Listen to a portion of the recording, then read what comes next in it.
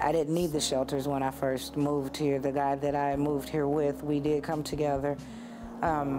We rented a truck and pulled his car from Indianapolis to Phoenix. It took us about 3 days to drive. We got here, it took us 2 days to find a house, and we moved into the house. Within that very same week, he said that I wasn't doing enough as far as finding a job or looking for a job, and we had gotten into just a disagreement. It wasn't really an argument, and I felt uncomfortable. He raised his voice, and wasn't something I wanted to deal with. He gave me a week to get out. The day he gave me a week to get out, I decided I needed to go then. I called Watkins. I was crying. I didn't know what to do. I didn't know what I was gonna do. And they told me to come to the shelter. They told me to pack up a few things. And they asked me how I was getting there. I told them on the bus. They sent transportation to come and get me and my daughter and some of our belongings. We had a little puppy that he wouldn't keep and allow to stay at the house, so we had to give the puppy away, which was also a horrible, horrible thing.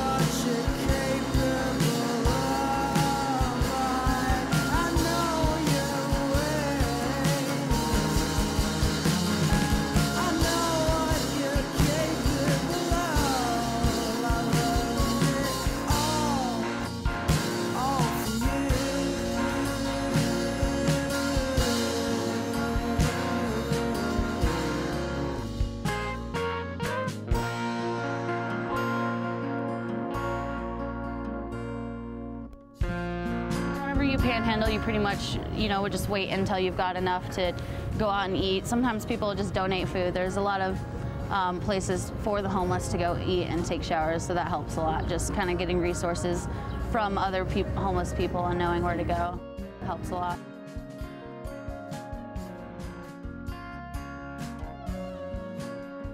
I get here in the morning, I haven't had nothing, I haven't had breakfast yet. My first customer, I tell them all they got to do is buy me a sandwich and I'll give them a necklace. Right now, I live in a van with her and everything, and I have a job doing like washing dishes, and I do that Friday nights. And I usually stay in the Suburban probably 4 or 5 nights a week. I get 2, sometimes 3 nights a week where I can stay in the motel, get a shower, stuff like that. Tonight, Tuesday night, usually I don't get a chance to stay in a motel because I usually don't make enough. Kids who are rich, they can go out and they can buy things and see things and know what's going on in life. But being poor, you can't go out and you can't really be a part of what's going on in the whole world. I resent the people that they make a lot of money off of the suffering of others, yeah. Those are the people I really resent. I resent the fact that they look down on me because they have more money than me. I can't help the fact that I was raised in a home that, we weren't well off. No, I feel people don't respect my art like they should, because it is an artwork, not everyone can take a piece of string and a couple of nice beads and make it into something. If they really think so down on it, then whatever, that's them. Go ahead and keep on paying $4 for coffee or whatever.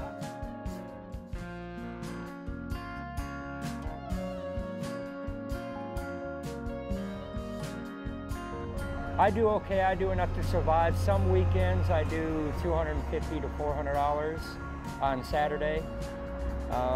Otherwise, I do between 40 to 80 bucks on a weekday. I just don't like the entire concept where you have to have a house and have 2 cars and some kids and everything like that, and that's happiness. You get ready for work, you have breakfast, you go to work, you come home, You kick back, relax, eat dinner, maybe clean up, take a shower, go to bed. The definition of insanity is doing the same thing over and over again, expecting a different result. And I call that the insanity job. They raise you to think it's a dog-eat-dog world, right? And everybody has to compete and survive. And just some people just opt out. They don't even want to bother. You know, they don't want to climb their way up to the top. What's the point? People are just going to kick you down anyways or something.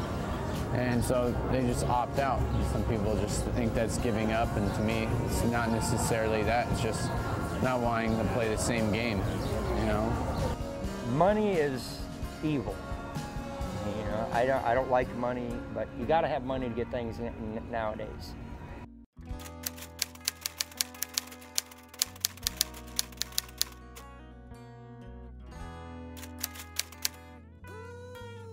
It was a wrong place, wrong time situation. They charged me with possession of marijuana. They tried to charge me with dealing, and they tried to charge me with conspiracy to deal. 10 minutes before I was supposed to go before the judge, but not even that much time, the public defender came to me, and this is the only time that I was able to speak to him before the trial. I remember it very clearly. And he told me that they offered me a plea, which was 6 months probation, drug rehab, and alternative misdemeanor sentencing. I didn't want that because it wasn't my drugs. I wasn't a drug dealer. I wasn't conspiring to deal drugs. The possession was just because I was at the place where the drugs were. They were not mine. The judge offered me a plea. I wanted to take it to trial. The public defender told me that if I took it to trial, it would piss off the judge and he would give me 8 years. I said, even on the first offense, and the public defender told me yes. So with like a minute and a half to make a decision and no one to talk to, no time to talk to anybody to get, you know, advice, I took the plea. I served my 6 months probation. I completed the drug rehab classes, and in January of 2004, the felony was turned into a misdemeanor. But if you pull my police report now, it says felony first. If you continue to read, it'll tell you that it's a misdemeanor. Most employers don't continue to read after they see that it's a felony. And that's the worst thing on earth to ever have to go through, is to have children that depend on you and not being able to get a job to take care of them and yourself, and being punished for a crime that I didn't commit. And I still say to this day that I'm being punished. 'Cause I have no clue as to what you want to do. I think you've got it out for me. When you do. I like to drink. I don't know, but it doesn't consume my life, but I would never quit it. Yeah, I have no problem with the fact that I'm an alcoholic at all. My family, I have like a line of alcoholics, which I don't really believe in that sort of thing. Like the whole, like, you passed it down, blah, blah, blah, crapola, whatever. It's more like the way that you raise your children than it is like a genetic problem. Alcoholism is not a genetic problem. I mean, I could easily choose to, like, you know, go live and like be like a sober person and go like to rehab or whatever and blah blah blah, but like no, I'd rather just drink.